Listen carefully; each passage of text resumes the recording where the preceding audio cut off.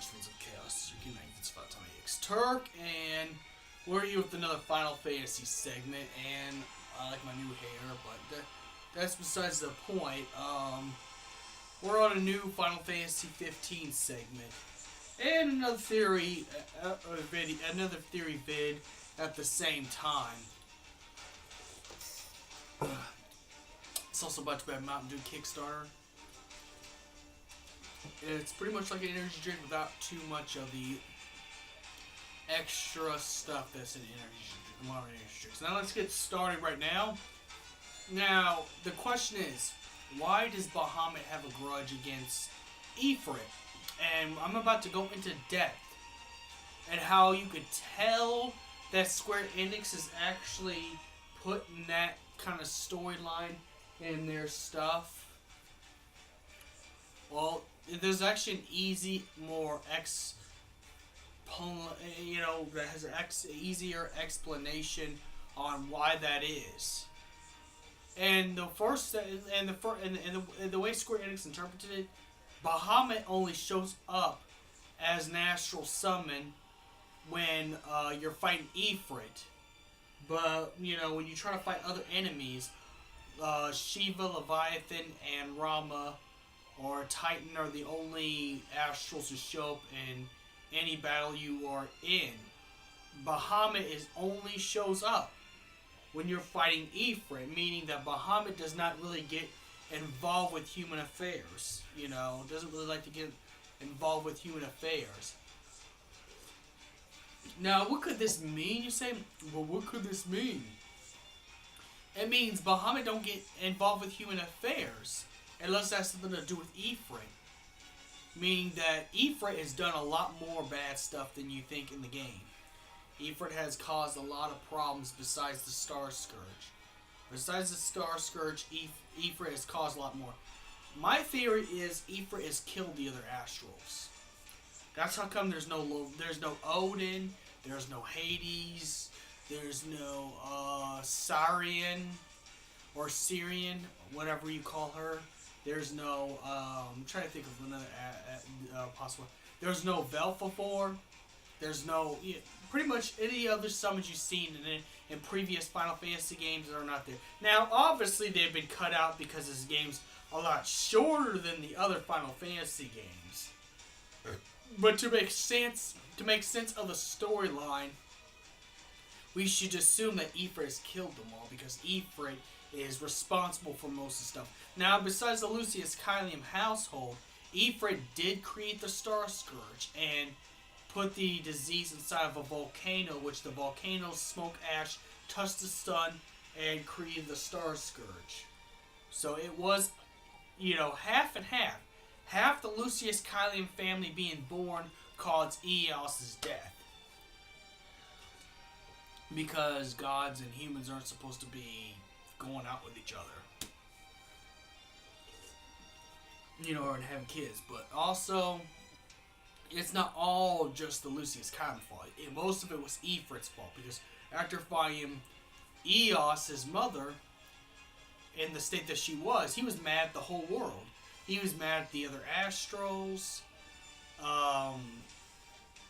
Ifrit was also mad at mankind because if it wasn't for Eos breeding with humans, Eos would have been fine. So he pretty much, Ifrit's mad at everybody. He's pretty much pulling a Sephiroth at this point. He's mad at the whole world. The whole world's at fault.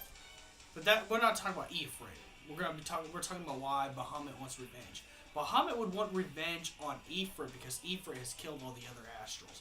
Now, like I said, obviously Square Enix had to scrap the other Astrals. Had to scrap all the other Astrals. So that was a phone call, by the way. I'm getting lots of those.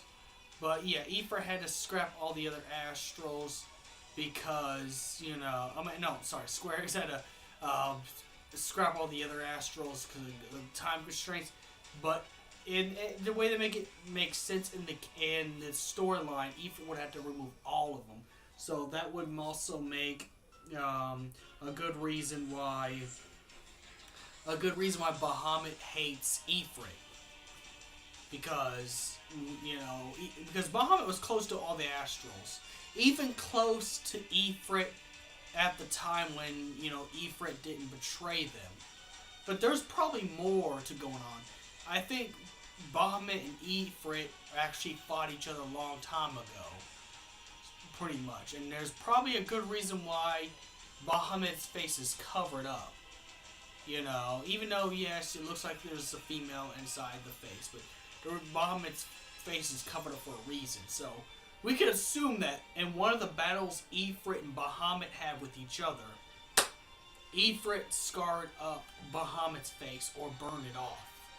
It could either be burnt by Ifrit's fire or could have been just had some scars due to just being in battle, period.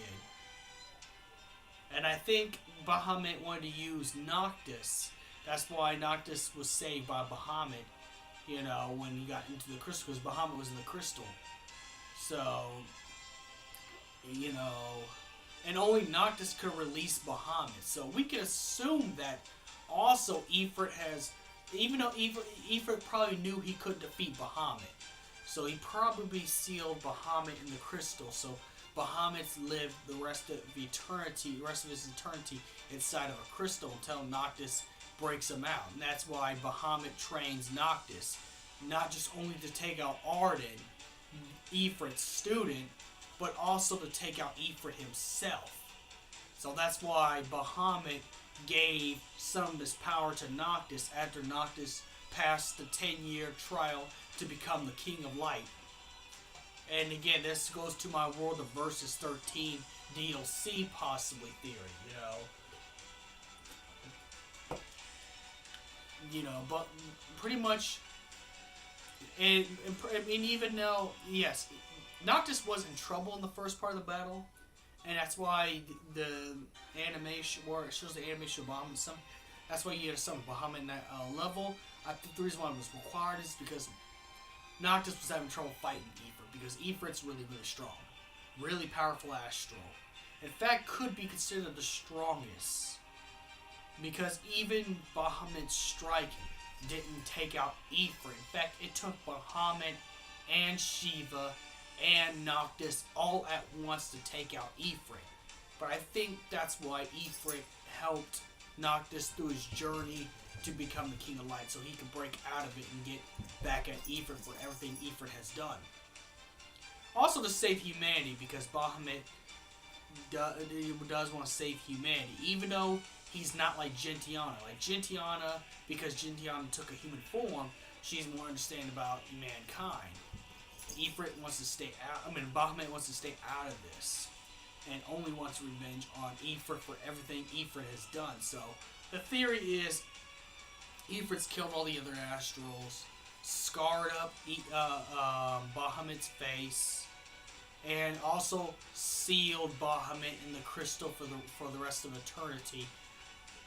After he created the Star Scourge, which also caused problems because people actually prayed to the astrals in Final Fantasy XV. So pretty much all those people that worship all the other astrals, it was a huge problem for the astrals, for the fact that their people were getting killed left and right thanks to everything Ifrit's doing. Even though Ifrit's doing this out of revenge, Bahamut wants revenge too.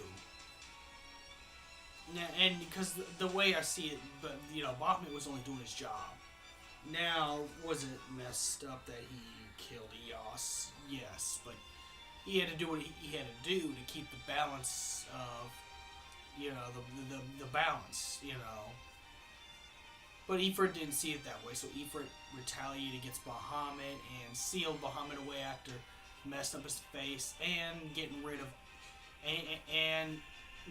the other astrals. But it had to take the help of Bahamut, Noctis, and Shiva to take down Ifrit once and for all. Thus, in a way, Bahamut got the revenge he wanted for